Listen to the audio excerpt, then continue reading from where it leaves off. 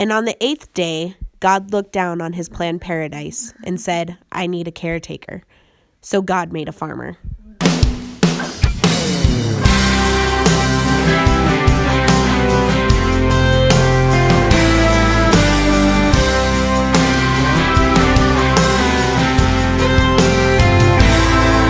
From the fuel that fills your truck to the coffee in your cup, don't thank the corner store or that early morning rush. Thank a farmer.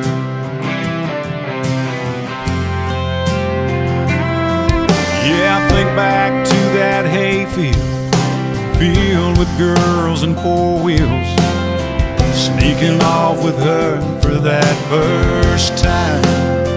You can thank a farmer.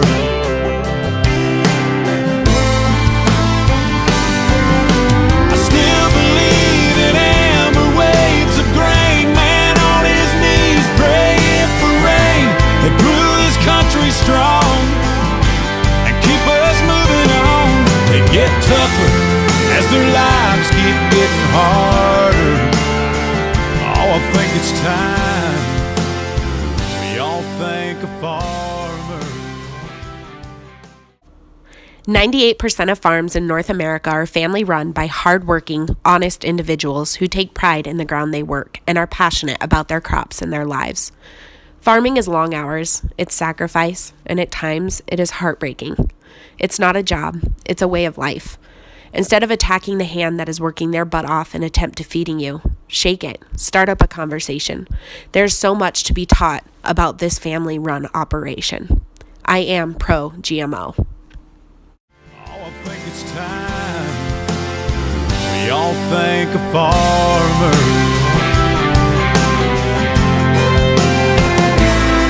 From the blacktop roads you ran that used to be his land, big cities and small towns that he built with his two hands, you can thank a farmer.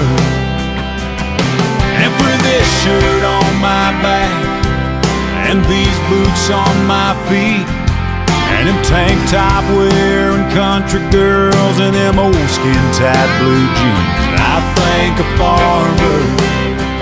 Yeah, I thank a farmer.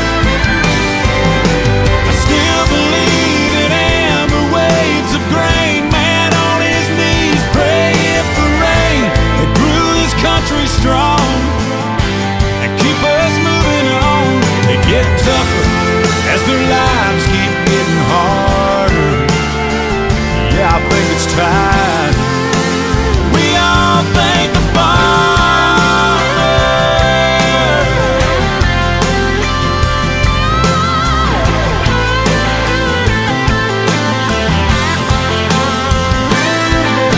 I still believe in of grain, man on his knees praying for rain that grew this country strong and keep us moving on.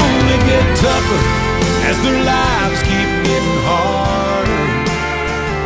I think it's time we all thank a farmer.